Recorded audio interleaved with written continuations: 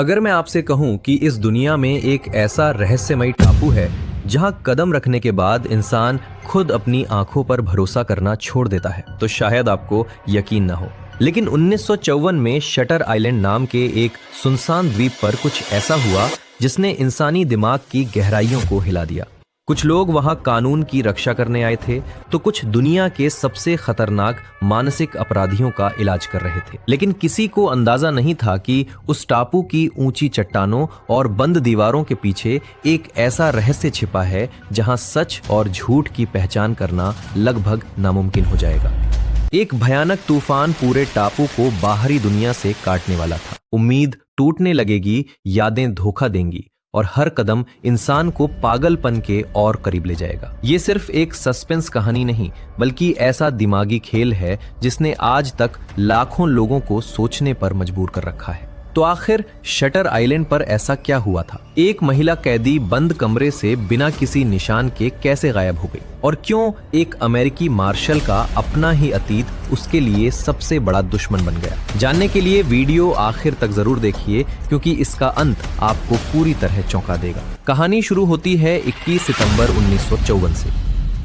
घना कोहरा समुद्र पर छाया हुआ है और उसे चीरती हुई एक पुरानी फेरी शटर आइलैंड की ओर बढ़ रही है। तभी बोट के टॉयलेट से उल्टी की आवाज आती है। ये हैं यूएस मार्शल टेडी डेनियल्स। मजबूत शरीर, तेज नजरें, लेकिन चेहरे पर छिपा हुआ डर साफ दिखाई देता है। वह चेहरे पर पानी डालते हुए खुद से कहता है, संभालो खुद को टेडी, ये सिर्फ पानी है। उसके कोट के अंदर चमकता हुआ मार्शल का बैज और रिवॉल्वर दिखाई देता है। साफ है कि उसे समुद्र से डर लगता है, लेकिन जल्द ही पता चलेगा कि ये डर सिर्फ पानी का नहीं, उसके अतीत का भी है। डेक पर उसकी मुलाकात उसके नए पार्टनर चक ओले से होती है। चक मजाक में उसकी हालत पूछता है और माहौल हल्का करने की कोशिश करता है। बातचीत के दौरान पता चलता है कि चक सिएटल से ट्रांसफर होकर आया है, क्योंकि युद्ध के बाद उसकी निजी जिंदगी को लेकर लोगों का रवैया बदल गया था। जब चक टेडी से उसकी पत्नी के बारे में पूछता है, तो टेडी की आंखों के सामने खूबसूरत यादें कौंध जाती हैं। उसकी पत्नी डोलोरेस, जो बारिश में हंसती थी,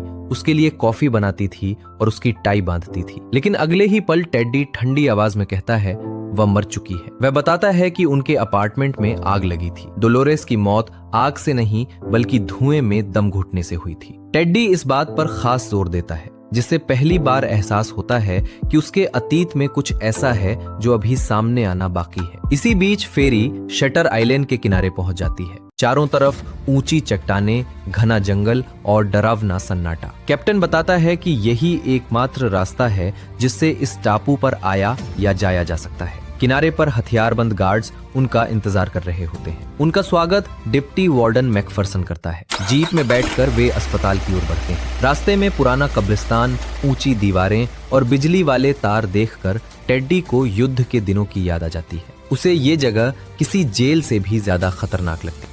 मुख्य गेट के अंदर का नजारा बिल्कुल अलग है। बाहर से खूबसूरत दिखने वाली इमारतों के बीच नारंगी कपड़ों में खतरनाक कैदी घूम रहे हैं, जिन पर हर पल हथियारबंद गार्ड नजर रखे हुए हैं। मैकफरसन उन्हें नियम समझाता है और सबसे पहले उनके हथियार जमा कराने को कहता है। टेडी इसका विरोध करता है, लेकिन नियमों के आगे उसे भी अपनी रिवॉल्वर सौंपनी पड़ती है। इसके बाद दोनों की मुलाकात अस्पताल के प्रमुख डॉक्टर जॉन कॉली से होती है। डॉक्टर बताते हैं कि पिछली रात महिला वार्ड से एक बेहद खतरनाक मरीज गायब हो गई है, राशेल सोलांडो। जब टेडी उसके अपराध के बारे में पूछता है, तो डॉक्टर बताते हैं कि राशेल ने अपने ही 3 बच्चों को तालाब में डुबोकर मार डाला था। ये सुनकर टेडी और चक दोनों सन्न रह जाते। वे राशेल के कमरे की जांच करते हैं। कमरा अंदर से बंद था, खिड़कियों पर मजबूत सलाखें थीं और उसके जूते भी कमरे में पड़े थे, यानी उसका बाहर निकलना लगभग नामुमकिन था। तलाशी के दौरान टेडी को फर्श के नीचे एक पर्ची मिलती है, जिस पर लिखा होता है the law of 4, who is 67। Doctor बताते हैं कि इस अस्पताल में सिर्फ 66 मरीज हैं। फिर ये 67वां कौन है? टेडी को यकीन हो जाता है कि ये कोई पागल की बकवास नहीं, बल्कि एक अहम सुराग है। वो अस्पताल के सभी डॉक्टरों, कर्मचारियों और गार्ड्स की फाइलें मांगता है, लेकिन डॉक्टर कॉली इस बात पर असहज हो जाते हैं और साफ जवाब देने से बचते हैं। शाम होते होते तूफान और तेज हो जाता है। हवाएं खिड़कियों को हिलाने लगती हैं और टेडी को महसूस होने लगता है कि इस टापू पर हर कोई उससे कुछ छिपा रहा है। राशेल का गायब होना सिर्फ शुरुआत थी। बिना चाबी, बिना जूतों और बंद कमरे से उसका निकल जाना किसी सामान्य इंसान के बस की बात नहीं थी। आखिर हु इज 67 का मतलब क्या था? अगर यहाँ सिर्फ 66 मरीज थे तो 67वां कौन था? क्या टेड्डी इस रहस्य का सच जान पाएगा या फिर वो खुद इस टापू के सबसे बड़े खेल का हिस्सा बन जाएगा? क्योंकि जैसे जैसे रात गहराती है उसकी मरी हुई पत्नी डोलोरेस की यादें और डरावनी होती जाती हैं और उसे पहली बार एहसास होता है कि शायद इस टापू पर उसका आना सिर्फ एक इत्तेफाक नहीं बल्कि पहले से रची गई एक बड़ी साजिश का हिस्सा था। इधर टेड्डी के हाथ लग चुका था एक रहस्यमय सुराग, लेकिन जितना वह इस पहेली को सुलझाने की कोशिश करता, शटर आइलैंड के रहस्य उतने ही गहरे होते जाते। बाहर समुद्र का तूफान तेज होता जा रहा था और अंदर इस अस्पताल में हर चेहरा किसी न किसी सच को छिपाता हुआ नजर आ रहा था। टेड्डी और उसका पार्टनर चक अब डॉक्टर कॉली के साथ उन नर्सों और स्टाफ से पूछताछ करते हैं जो राशेल सोलांडो के गायब होने वाली रात ड्यूटी पर थे, लेकिन हर किसी के जवाब बिल्कुल एक जैसे थे, जैसे उन्हें पहले से याद करवाए गए हों। टेड्डी पूछता है, राशेल से आखिरी बार किसने बात की थी? एक नर्स बिना किसी भाव के जवाब देती है। ग्रुप थेरेपी के बाद वह सीधे अपने कमरे में चली गई थी। टेड्डी को तुरंत शक हो जाता है।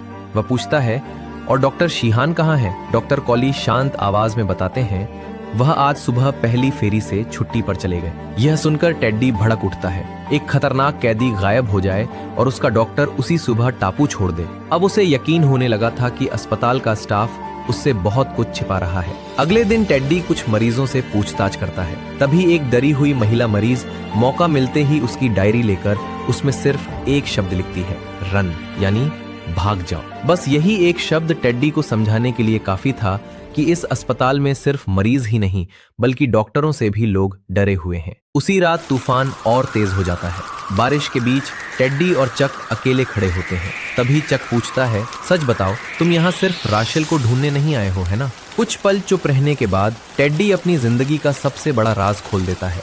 मैं यहाँ एक आदमी को ढूंढने आया हूँ, एंड्रयू लेडिस। वह बताता है कि उसी आदमी ने उसके अपार्टमेंट में आग लगाई थी जिसमें उसकी पत्नी डोलोरेस की दम घुटने से मौत हो गई थी। पुलिस ने उसे पागल घोषित करके शटर आइलैंड भेज दिया, लेकिन अब उसके सारे रिकॉर्ड गायब हैं। टेड्डी आगे बताता है कि उसे जानकारी मिली है कि इस टापू के लाइट हाउस और वार्ड सी में मरीजों पर गुप्त और गैर कानूनी मानसिक प्रयोग किए जाते हैं। उसका इरादा सिर्फ लेडीज को ढूंढना नहीं बल्कि इस पूरे रहस्य का पर्दाफाश करना भी है। उसी रात डॉक्टर कॉली टेड्डी को कुछ दवाइयां देते हैं। दवा खाने के बाद उसे एक डरावना सपना आता है।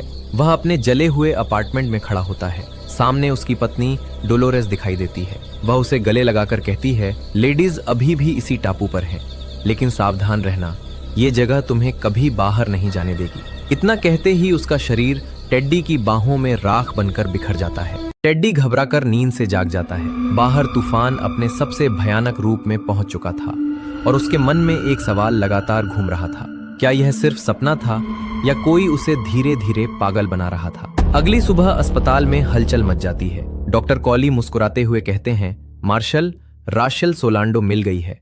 टेड्डी हैरान रह जाता है। जो महिला बंद कमरे से बिना किसी निशान के गायब हुई थी, वह अचानक वापस कैसे आ गई? और जब वह उससे मिलने जाता है तो उसे एहसास होता है कि यह मामला उसकी सोच से कहीं ज्यादा खतरनाक है। क्या वह सच में राशेल है या टेड्डी को फंसाने के लिए रचा गया एक नया खेल? और सबसे बड़ा सवाल, क्या चक सचमुच उसका साथी है या किसी और के लिए काम कर रहा है?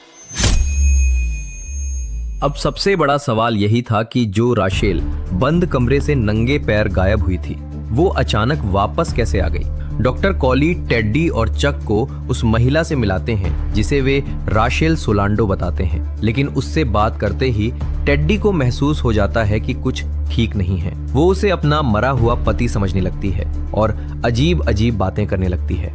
टेड्डी तुरंत समझ जाता है कि ये पूरी कहानी में कुछ छिपाया जा रहा है। जब वो डॉक्टर कॉली से सवाल करता है तो डॉक्टर और पूरा स्टाफ उसी को शक की नजर से देखने लगते हैं। अब टेड्डी को यकीन हो जाता है कि अगर सच तक पहुंचना है तो उसे किसी पर भरोसा नहीं करना चाहिए। इसी बीच तूफान अस्पताल की सुरक्षा व्यवस्था को बुरी तरह प्रभावित कर देता है। मौका देखकर टेड्डी और चक प्रतिबंधित वार्ड सी में पहुंच जाते हैं। अंदर का माहौल किसी डरावने सपने से कम नहीं था। अंधेरे गलियारे, सीलन भरी दीवारें और हर तरफ गूंजती चीखें। तभी एक कोठरी से जॉर्ज नोस उसे आवाज देता है। उसका शरीर चोटों से भरा हुआ था और वो घबराकर टेड्डी को चेतावनी देता है कि पूरा मामला एक जाल है। उसके मुताबिक डॉक्टरों की दवाइयां और सिगरेट टेड्डी के दिमाग पर असर डाल रही हैं और अगर उसे सच जानना है तो उसे हर हाल में लाइट हाउस तक पहुंचना होगा।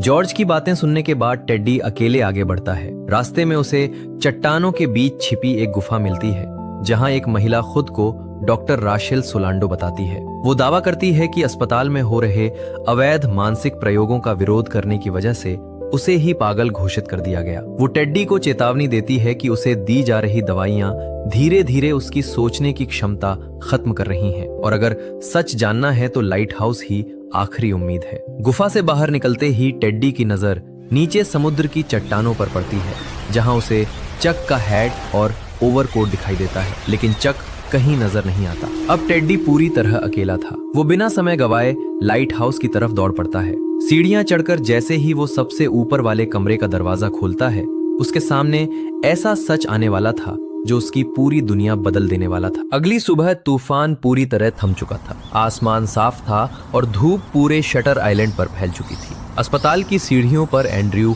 शांत बैठा था।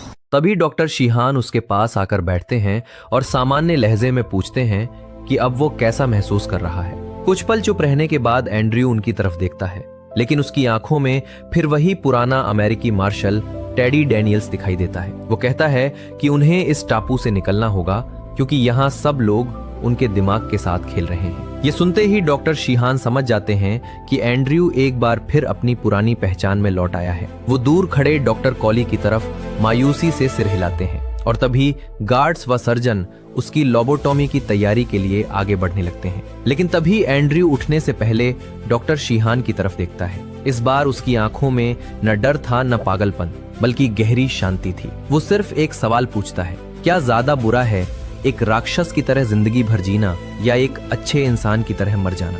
इतना कहकर वो बिना किसी विरोध के सर्जनों के साथ चल देता है। डॉक्टर शीहान उसे आवाज देते हैं, लेकिन एंड्रयू एक बार भी पीछे मुड़कर नहीं देखता। उसके कदमों में अब कोई हड़बड़ी नहीं थी, जैसे उसने अपने भीतर किसी बहुत बड़े बोझ को आखिरकार स्वीकार कर लिया हो। वो जानता था कि अब उसके पास भागने का कोई रास्ता नहीं बचा है और शायद वो खुद भी अब और भागना नहीं चाहता था। यहीं इस फिल्म का सबसे बड़ा ट्विस्ट सामने आता है। एंड्रयू वास्तव में ठीक हो चुका था। उसे अपना पूरा अतीत याद आ गया था। उसकी पत्नी ने उसके बच्चों की जान ली थी और उसी दर्द में उसने अपनी पत्नी को गोली मार दी थी। वो इस सच्चाई के साथ पूरी जिंदगी जीने की ताकत खो चुका था। इसलिए उसने जानबूझकर फिर से पागल होने का नाटक किया ताकि डॉक्टर उसकी लोबोटॉमी कर दें और वो उन दर्दनाक यादों से हमेशा के लिए मुक्त हो जाए।